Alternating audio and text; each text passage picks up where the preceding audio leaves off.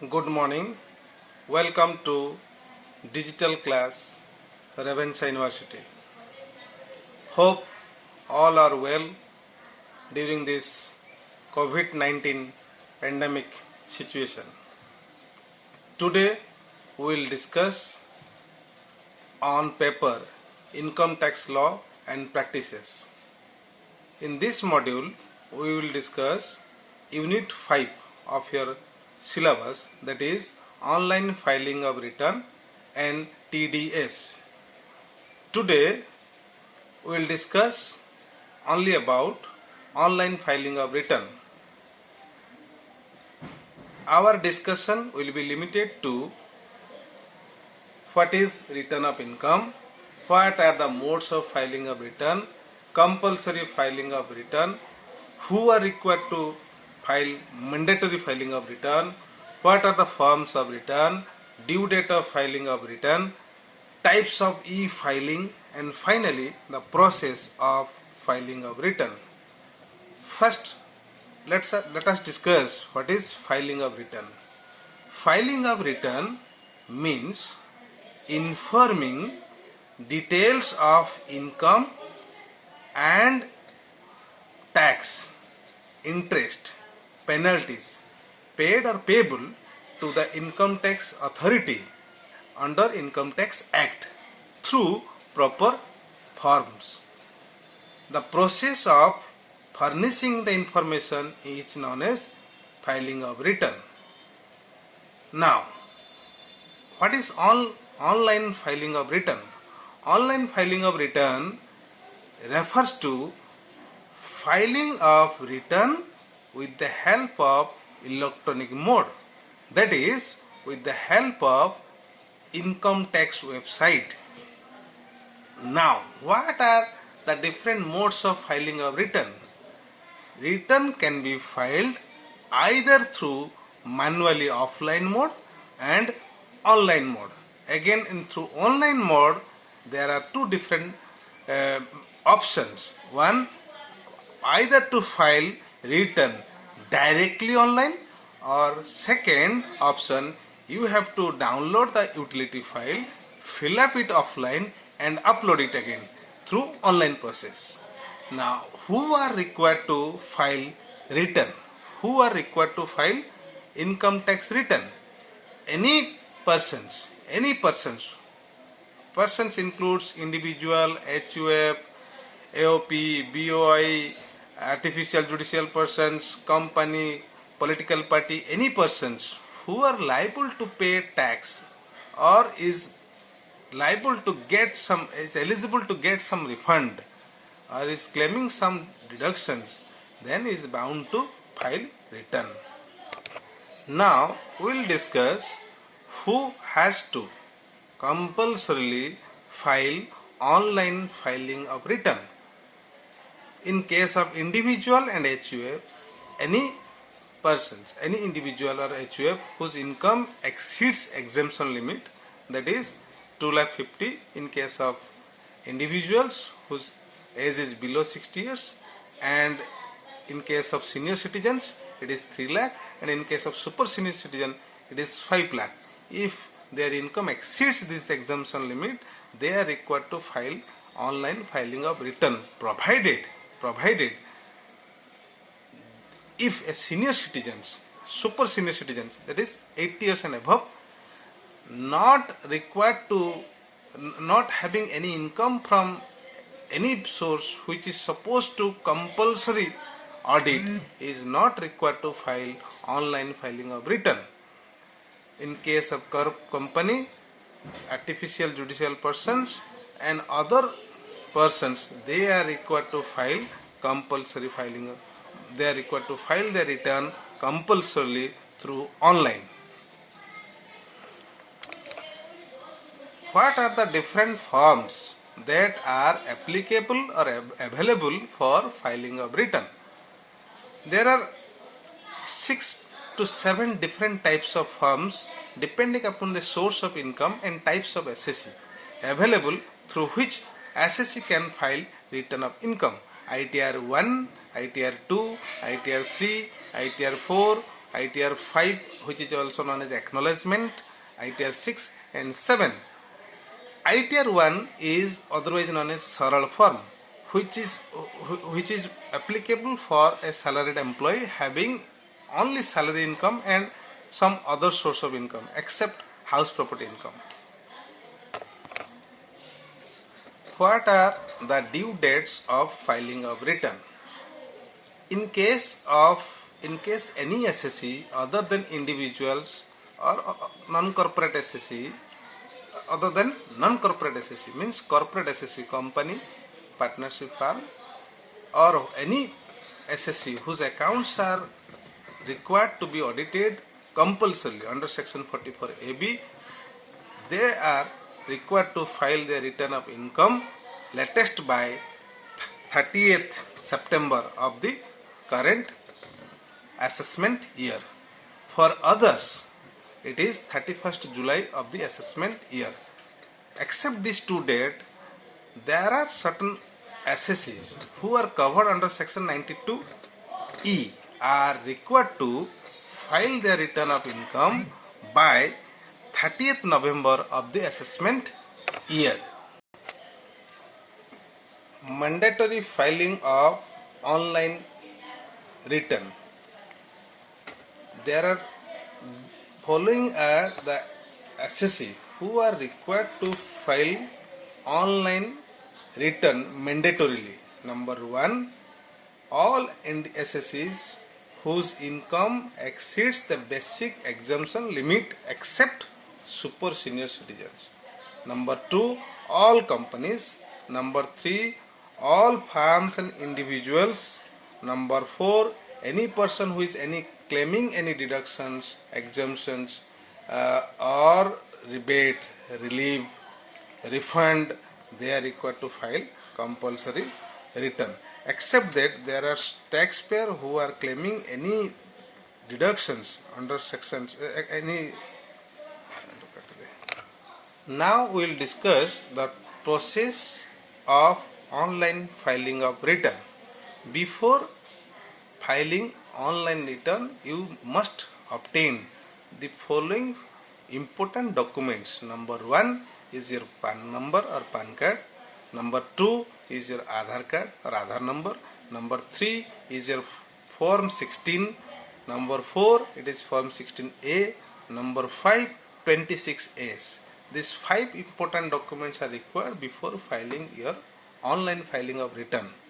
Now, once you obtain it, you have to log into Income Tax India efiling.gov.in.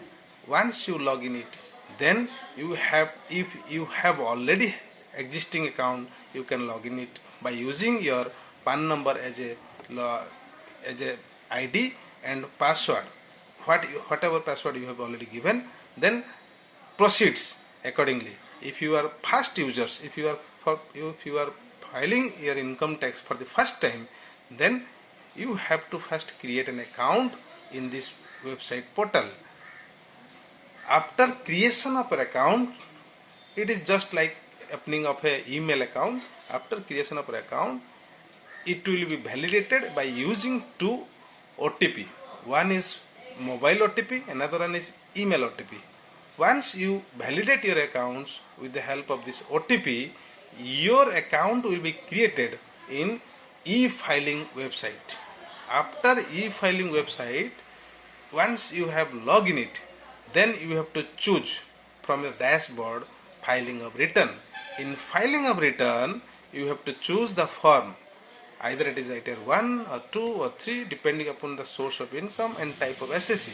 Suppose ITR 1, if you select ITR 1, there is 2 options. Either there is pre-filled data, that means the data which is already available linked to your PAN number, pre-filled options, that is already filled up data. You have to simply verify it. If it is okay, then submit it.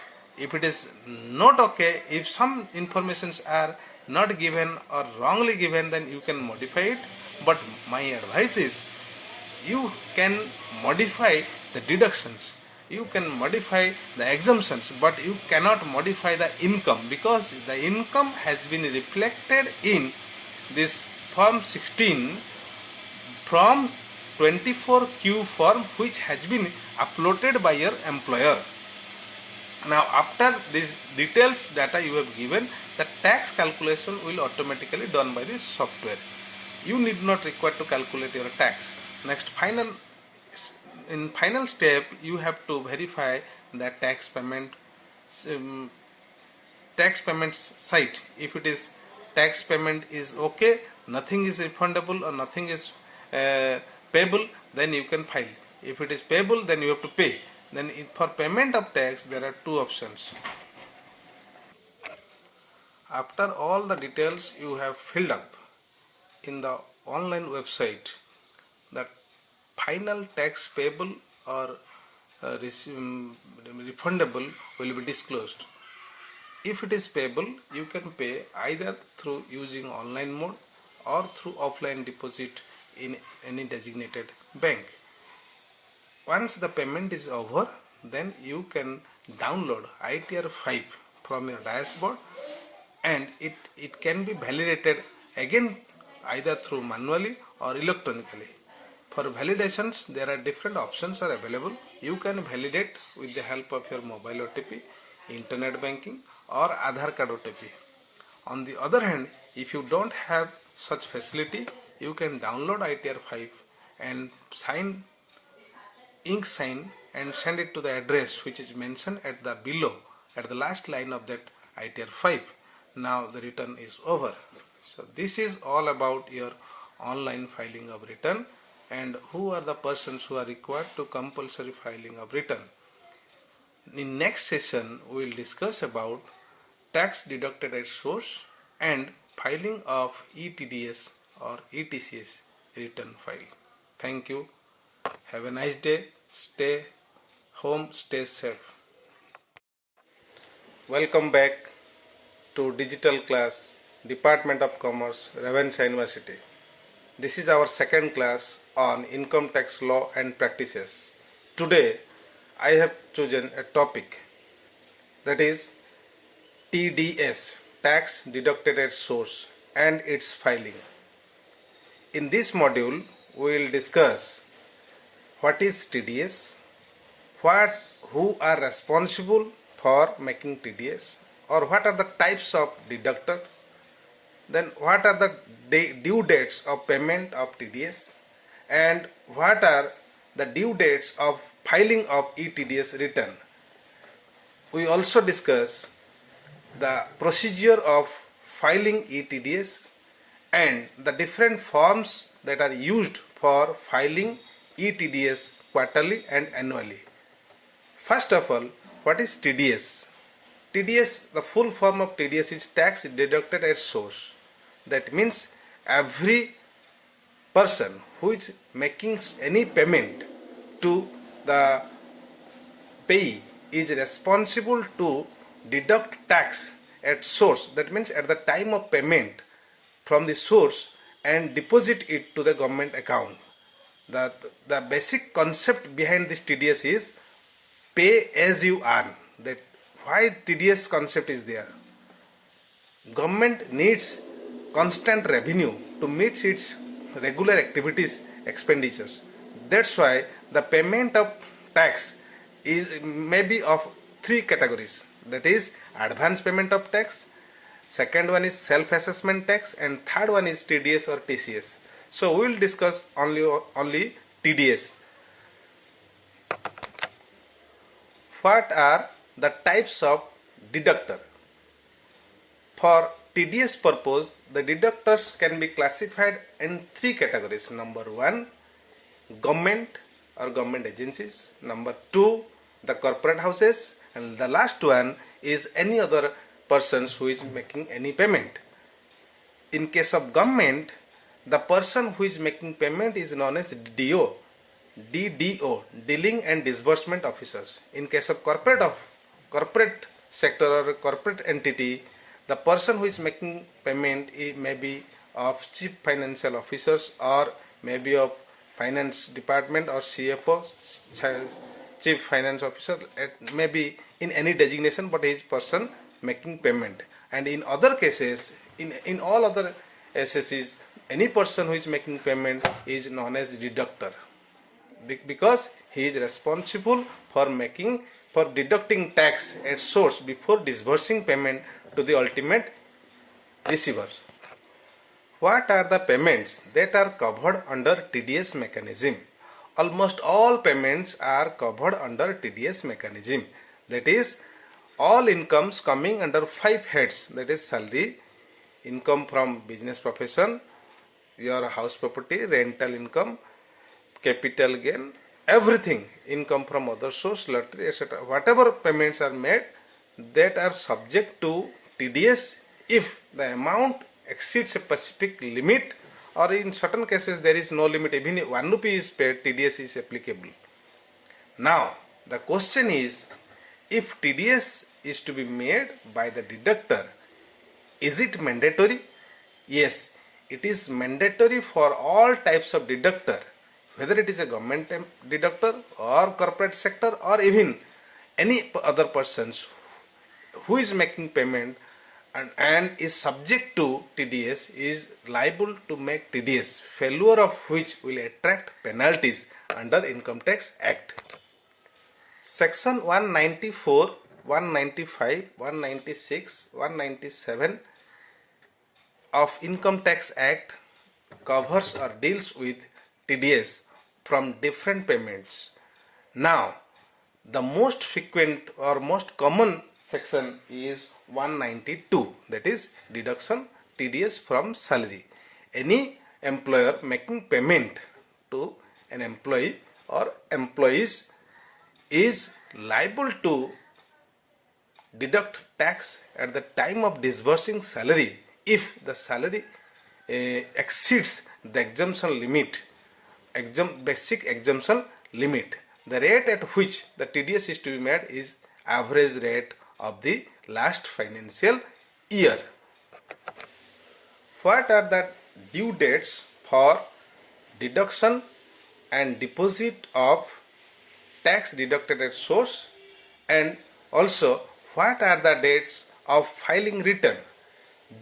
TDS deduction or tax deducted by the deductor is to be deposited by the end of 7th day of the next month. The month for which tax has been deducted, it must be deposited in the government account in the 7th day of the next month. In case of government, if it is a book adjustment, in the same day the book adjustment should be done. That means the government account should be debited from one head to the TDS tax head on the same day. But in case of TDS made on the last month, that is in the month of March, that tax may be deposited on the latest by 30th April of the next month. Important forms used for filing e-TDS return: 24Q, 26Q, 27Q and 27A forms are used for filing TDS.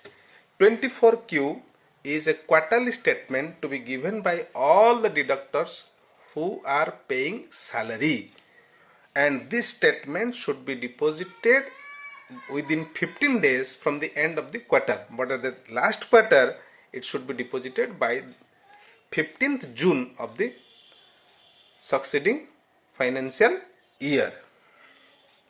Similarly, 26Q is applicable for all other payments except salary. Similarly, 27Q is applicable for TDS made from interest, dividend or any other sum payable by or payable to any non-resident.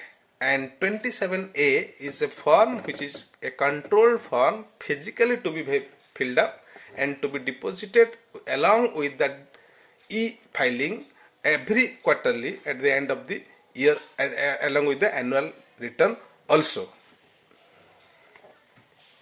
The due date for filing or furnishing this return vary from form to form. If it is 26 24Q, 26Q, then the dates are already I have explained. If it is 27Q, then quarter 1 to be filed within 15th of July, quarter 2 to be filed within 15th of October, quarter 3 filed within 15th of January, and the last quarter, that is quarter 4, to be filed within 15th of June. Now we shall understand what is ETDS. ETDS refers to filing of TDS statement to the income tax authority through an electronic mode.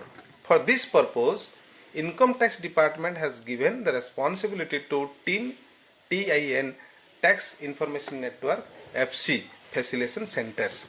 Through that TIN FC, deductor can deposit or furnish their quarterly return of TDS every quarter, and they also an annual return.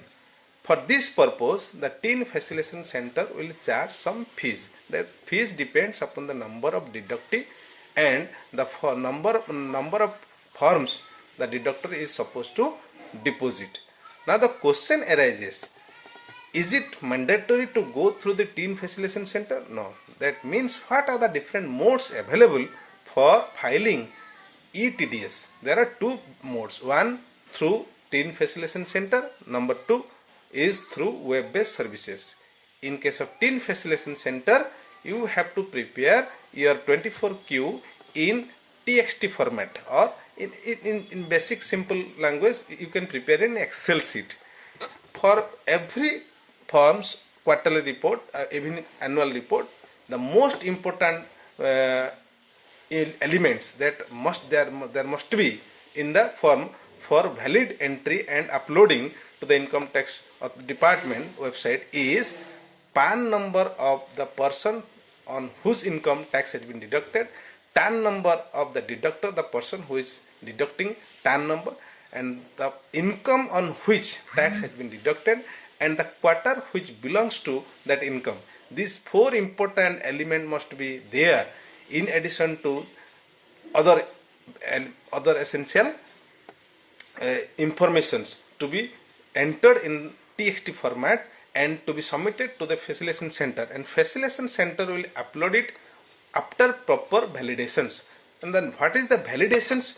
Validations refers to the informations which you have submitted through 24Q or 26Q, 27Q or A, that has to be validated whether the informations are given correct or not. The validations rules are, in case of form 24Q, that is deduction from salary, minimum 95% data should be correct or in structured format.